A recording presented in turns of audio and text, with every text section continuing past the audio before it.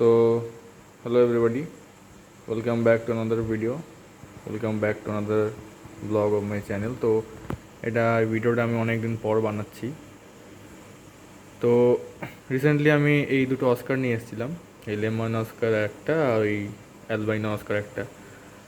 তো ওই কালো অস্কারটা ছিল আমার অনেক পুরানো অস্কার, ঠিক আছে। তো এবারে ব্যাপারটা হচ্ছে এই দুটো অস্কার যে নতুন নিয়ে এসেছি, এই দুটো অস্কারকে ওই কালো টাইগার অস্কারটা প্রচণ্ড পরিমাণে তাড়া করছে।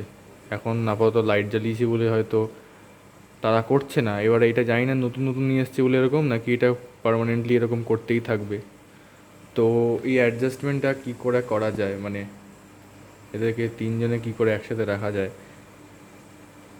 তো তোমরা যদি কেউ জানো আমাকে প্লিজ কমেন্টে জানিও। মানে এই টাইগার অস্কারের কালো যে টাইগার অস্কারটা আছে, ওর অ্যাগ্রেশনটা কী করে কমানো যায়। এই এই অস্কারটা এটা অনেকটা বড় আছে সাইজে।